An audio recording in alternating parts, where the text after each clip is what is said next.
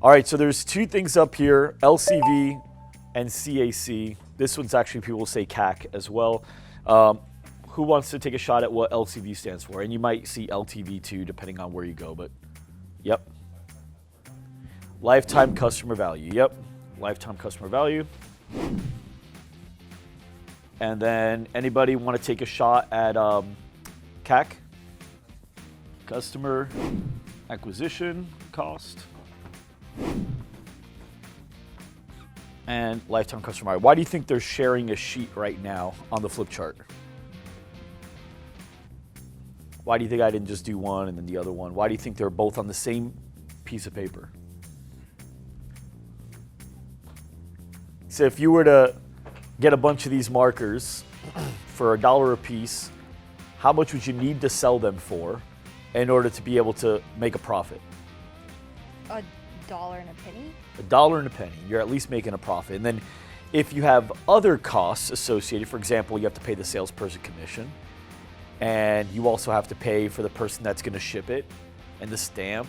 And let's say overall the cost of the marker, maybe hard costs is $1, but then you got a whole other $1 of cost for getting the pen or the marker into the person's hand for use, and the processing of the credit card and all these other things. Now what do you need to sell it for at least? $2 and a penny. $2 and a penny. And then if you want to make more than at least a penny, then what do you sell it for? As much as you want to make more. Right, and if you want this marker to be worth more to the person than $2 and a penny, but yet still be the same marker, how do you do it? How you do it is you increase the perceived value. Right, just by increasing the perceived value, this marker could be sold for a lot higher than another marker. What's the difference between Jack Daniels and every other competitor? Branding, the name, the story, right? They've got a whole bunch of stuff behind it, the label, everything about it. So what happens is you've got this one brand that essentially sells the same thing, the same end result, but the story of Jack Daniels and the idea of like, okay, this is Jack Daniels, has to be the good one. This is the good one, right? And so if you wanted to raise your lifetime customer value, there's a lot of ways you can do it. And the reason I said yes, raise your price, because that is a strategy in marketing as well. Sometimes charging more increases the perceived value. I don't know how much this t-shirt costs. Can't remember, but I'll tell you that I bet you anything, it could range between $20 and $60 and sell somewhere if it's hanging on the right hanger and it's talking about the thing and it's lined up next to something else, the mannequin's wearing it and he's ripped and it looks good on him. There's a whole bunch of ways you could sell the same shirt for 60 as opposed for 20. So what you really want to know is, okay, what's the lifetime customer value? And then what's the customer acquisition cost? And so like Rob said, absolutely right. One really helps you identify the other. So if we go, okay, well, it costs me, let's go to lifetime customer value. Let's go the other way first.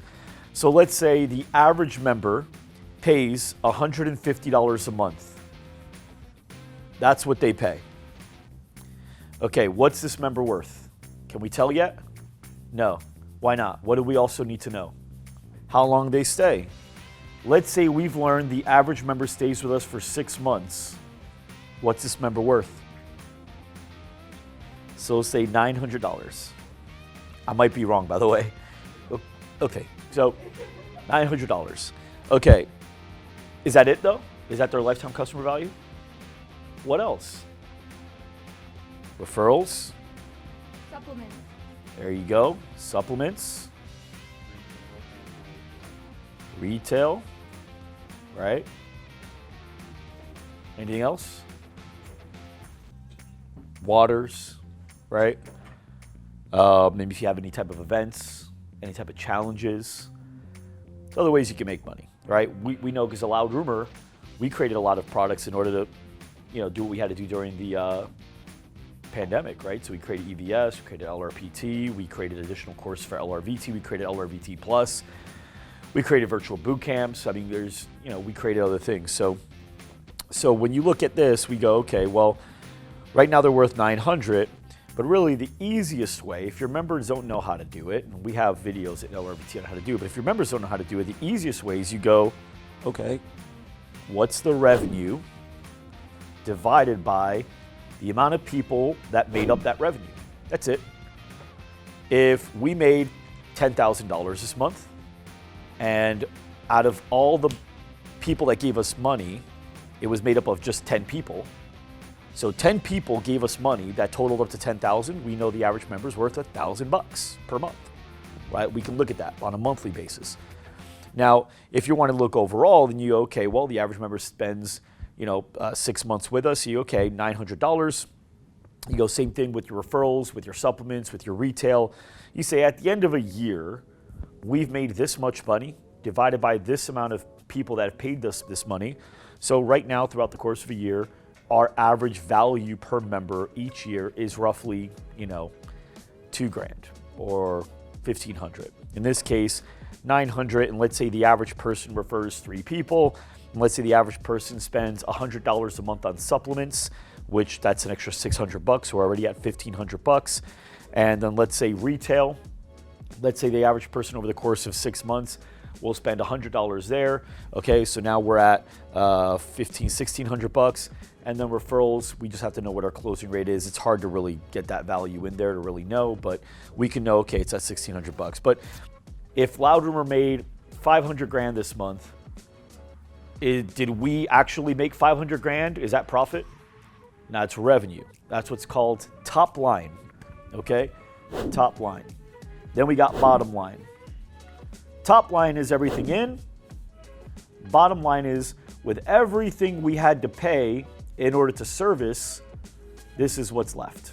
Okay, that's bottom line. Or your net profit, right? That's what we're looking at. So for a fitness studio, depending on where they're at, remember if they're at 50 members, they're at a negative profit. They're losing money. A healthy studio is going to have right around a 15 to 25% profit. Okay, so you're looking right around there. So let's call it 20%. So if their members worth, let's say we did the math and we figured it's about $1,600. What's 20% of 1,600? 320. So we know that now, when we look at the math, 320 is what we can afford to pay to acquire a customer and still make sense of the decision to do that way, right? Whatever it is, we can pay 320 because the member will pay us over the course of a 6-month period, $900 or their life, $1,600, right? When you add this and the subs and the retail, and we know that our profit margin on the business is right around 20%. 20% of 1,600 is 320. Therefore, we can sell this for $2 and make $2 and a penny, or sell for get it for $2, sell it for $2 and a penny, still make a profit. Same thing here. You can acquire a member for $319 and still have a profit of $1, right? So now we look at it on this side, customer acquisition cost. So if we're looking at this, we go, okay, now we got to know what's it cost us to acquire a member. How many of you guys, your account managers, they factor in your fee into the cost? So it's like, well, yeah, but I'm paying our ad spend $1,500, but I'm paying you guys $1,500, so I'm paying $3,000.